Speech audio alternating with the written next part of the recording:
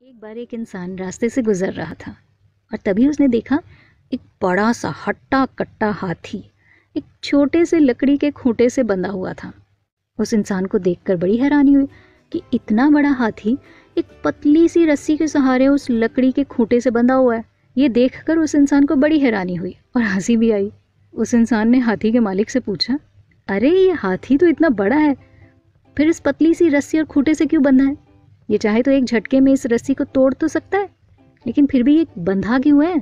हाथी के मालिक ने उस इंसान से कहा, जनाब, जब ये हाथी छोटा था ना, मैंने उसी समय से रस्सी से बांधा था।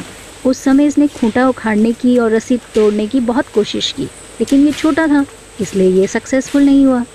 इसने 1000 कोशिशें की, लेकिन जब इससे ये रस्सी नहीं टूटी तो हाथी को ये विश्वास हो गया कि ये रस्सी बहुत स्ट्रांग है और ये उसे कभी नहीं तोड़ पाएगा, और इस तरह हाथी ने रस्सी तोड़ने की कोशिश ही ख़त्म कर दी। आज ये हाथी इतना बड़ा हो चुका है, लेकिन इसके मन में आज भी यही विश्वास है कि ये रस्सी को नहीं तोड़ पाएगा।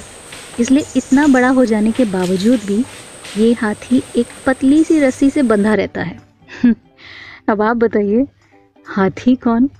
हमारे मन में भी तो कई ऐसे डर, कुछ एक ऐसे नेगेटिव चीज़ें घर कर गई हैं जो कि हमें लगता है कि हम नहीं कर पाएंगे ज़िंदगी में। एक बार 2 बार या फिर ठीक है, कुछ टाइम के लिए हमें लगता है कि अगर हमें सक्सेस नहीं मिली किसी पर्टिकुलर चीज़ में तो हम उस चीज़ को एक्सेप्ट कर लेते हैं और हमें लगता है कि ज़िंदगी भर हम वो चीज़ कभी कर ही नहीं पाएंगे, और फिर हम कभी आगे बढ़ने की कोशिश ही नहीं करते और झूठे विश्वासों में बंधकर हाथी जैसी ज़िंदगी पूरी की पूरी एज इट इज़ गुजार देते हैं।